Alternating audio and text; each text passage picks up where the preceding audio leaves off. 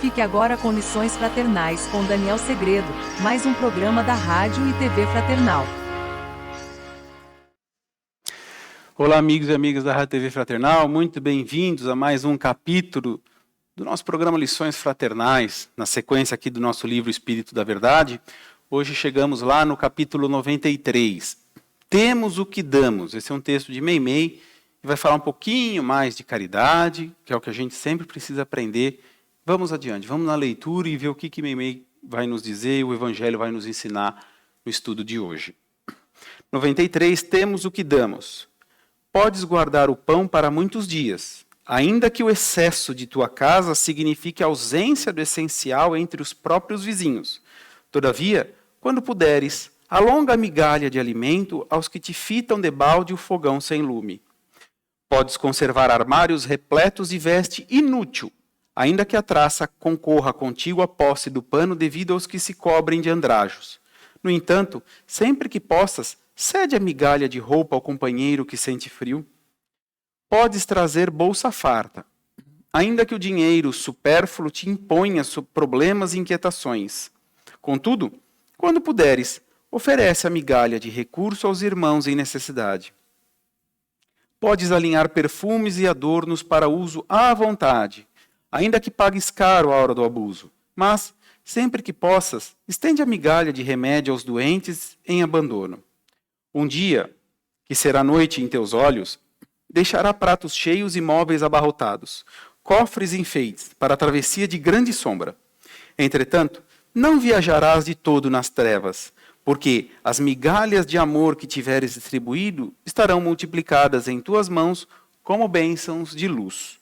Meimei. Esse capítulo 93, temos o que damos a Meimei, ele faz menção ao Evangelho no capítulo 13, que a mão esquerda não saiba o que faz a direita, que tem a ver com caridade também, por isso que eu falei. Item 20, os órfãos. E lá, o item 20, ele tem logo no início da leitura, depois vem a explicação, mas eu achei legal trazer o questionamento que ele faz, que é isso que vai girar em torno da nossa reflexão. Que ele vai falar assim, ó, a beneficência é bem compreendida quando se limita ao círculo de pessoas da mesma opinião, da mesma crença, ou do mesmo partido? E aí? Entenderam a pergunta? Essa pergunta do Evangelho foi bem objetiva. O que ele está querendo dizer assim é que a gente faz a caridade, ou seja, a gente exerce o amor, aonde? No meu reduto. Não é? Entendeu? Eu prego o amor, eu prego a caridade, e aí a gente já está aprendendo. A caridade é muito ampla. Não adianta eu falar só em esmola, não adianta eu falar só nisso. É muito ampla. Veja que ela fala em migalhas. Um pouquinho que você puder dar é muito para o outro. Pode ser muito para o outro. E aí que entra essa questão. A beneficência é bem compreendida quando eu faço só para aqueles que eu amo? Esse é o ensinamento. É lógico que ela é bem compreendida, mas ela tem que ser ampliada. Por quê? Eu só faço bem para aqueles que participam daquilo que eu gosto, eu só faço bem para aqueles com quem eu amo, eu só faço bem para aqueles que participam da minha religião, eu só faço bem e ajudo, sou caritativo, paciente, tolerante com aqueles que eu jogo futebol. Agora, do outro time, da outra religião, da outra família, da outra empresa, aí, cada um por si, Deus por todos. Essa é a percepção, não é? Porque ele vem explicar o quê? Somos todos filhos de Deus. Então nós não estamos limitados, ou seja, nós não estamos num cercadinho de onde cada um pertence no sentido de religião, de crença, do que quer que seja. E a caridade tem que ser muito ampliada como o amor. Não é? Não adianta eu fazer o bem só para aqueles que eu amo. Não adianta eu fazer o bem só para o meu filho. É lógico que eu amo meu filho. Mas e o amigo do meu filho? E o próximo? Quem será o próximo? A gente vem vendo aqui nas lições que o próximo é aquele que se cruza o meu caminho. O próximo é qualquer um. O próximo não tem rosto, não tem nome. O próximo é aquele que cruzar o meu caminho. E aí, eu faço o bem? Certa vez vi uma indagação pertinente, porque quando fala que é para doação, aí a gente vai fazer a doação, vai comprar o alimento, vai comprar alguma coisa que seja. Aí eu compro do mais barato. E aí? Ah, mas eu estou fazendo a doação. Ué, mas e se fosse para você? Lembra? Por isso eu bato tanto nessa tecla daquele ensinamento de Jesus. Não faça para os outros o que você não gostaria que te fizessem. Então, por mais que não tenha nada, mas que já é alguma coisa, já importa.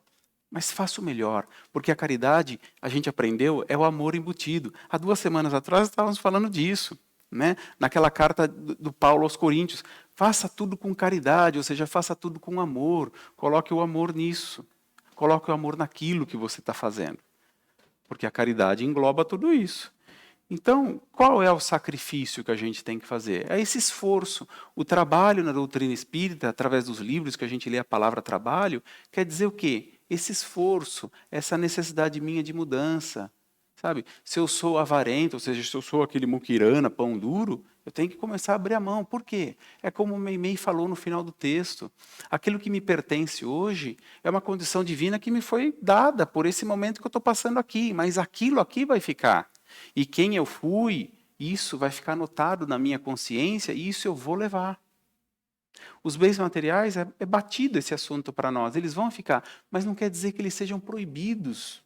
Né? Ela deixa claro, Meimei deixa muito claro quando ela fala, ainda que você goste dos perfumes, né?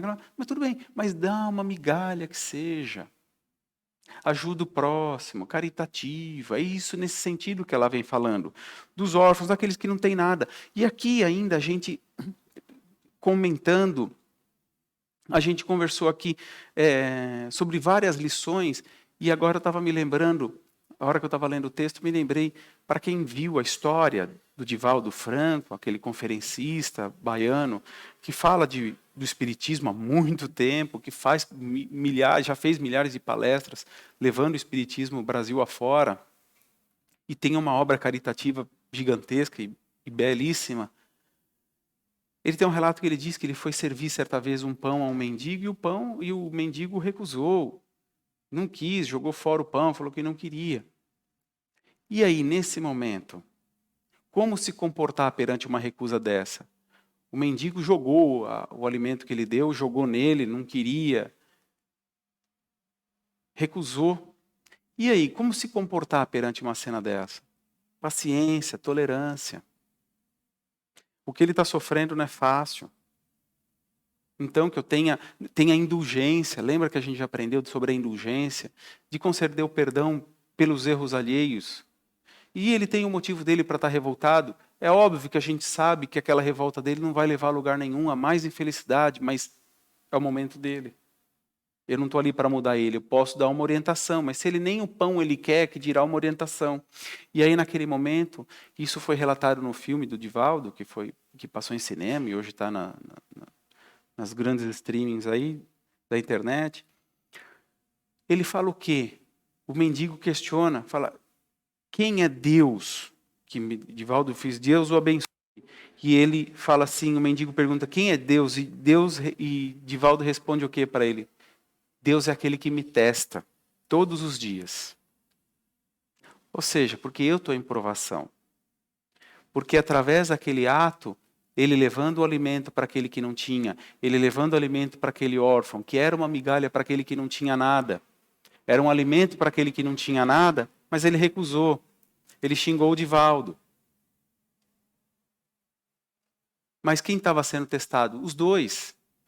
E Divaldo também, porque ali Divaldo fala, então ele poderia se revoltar também, falar, você não quer o pão, então que passe fome. E aí é fora. Mas não. Ok, você não quer? A hora que você precisar, você pode me chamar que eu venho trazer alimento para você. Olha só, lembra daquela passagem? Né? Isso que é gostoso falar, né? Contando com histórias, a gente vai vendo o cristianismo redivivo, ou seja, a palavra do Cristo vivo, quando Jesus nos falou assim, se desferiram-lhe um tapa numa face, ofereça outra. Está vendo aí o exemplo? Está vendo como no nosso dia a dia, em muitas situações, elas ocorrem? E aí eu falo, mas é na hora do nervoso. Mas esse é o propósito que o Espiritismo vem nos ensinar, para eu controlar os meus impulsos, para eu segurar esse homem velho, cheio de raiva, cheio de vingança às vezes, mas para eu me controlar e entender que eu estou interpretando mal alguma coisa na fala do outro, no posicionamento do outro. E não é só me culpar, porque muitos dizem, o Espiritismo só fala que eu vim resgatar. Nossa, quanto débito eu tenho? Sim, somos devedores. Porque o Pai Nosso fala, perdoai as minhas dívidas, perdoai as minhas ofensas, porque eu sei que eu sou devedor. Eu sei que eu sou pecador, mas eu tenho a condição de me redimir. Eu tenho a condição de fazer diferente. Então é nessas oportunidades de oferecer uma migalha que seja para mim, mas para aquele que não tem vai ser muito. Essa é a chave, essa é a essência. A gente leu no começo desse livro aqui, lembra? O excesso e você. Tudo aquilo que eu tenho de mais falta em algum outro lugar, falta para alguém. Então não me custa nada, às vezes eu tenho lá 6, 7 blusas, se eu doar uma, que diferença para mim vai fazer? Então são todas essas percepções. E a doação de coração, a caridade pautada no amor, sem retribuição. A gente lembra também quando Jesus veio falar naquela passagem aqui do Evangelho, que fala assim, convidai para as suas festas os maltrapilhos, os mendigos. O que Jesus queria dizer? São pessoas que jamais poderão te retribuir algo, mas o bem que você vai fazer para eles, isso é impagável. Por mais simples que seja. Essa é a percepção sempre da caridade, essa é a que a gente vem sempre batendo, que é sempre muito vívido, né, nos textos espíritas que a gente vem estudando. Que muita gente podia dizer, nossa, só fala de caridade, porque a gente é muito falho nisso. Então, naquela lição que o aluno falha, repete, vem de novo. Né, até aprender. E aí a gente lembra aqui também, outra liçãozinha que a gente viu, a história de um pão. Que todas essas generosidades, essas pequenas caridades que sejam, como elas se tornam luz na nossa caminhada. Porque esse ato que eu faço, como tinha uma frase de Emmanuel que dizia assim, o bem que fizeres será seu advogado em toda parte, ou seja, vai te defender aquele bem. E na história de Barsabás a gente viu isso muito bem, na história de um pão, que a gente leu aqui, há capítulos passados aí. Aquela benevolência, aquela caridade que ele fez, lá na frente, deu num caminho de luz para ele. E Meimei fala isso no final do texto aqui para nós. Que num dia, quando nós fizermos a passagem, a gente não vai viver só de sombras. Mas toda essa nossa vivência aqui, e como nós a fizemos aqui, vai ser o quê? Trazido à tona e vai compensar, e vai ser levado em consideração, e vai ser um caminho de luz para nós. Então faça a sua reflexão aí. Para quem nada tem, o meu pouco pode lhe ser o muito. Essa é a ideia central. Então, faça a sua reflexão sobre o tema, sobre o que temos, o que damos, o que nós estamos dando, o que nós estamos doando de nós. Né? Faça a sua reflexão aí, leia o Evangelho. Eu vou ficando por aqui, mas te espero no próximo capítulo. Até lá. Tchau.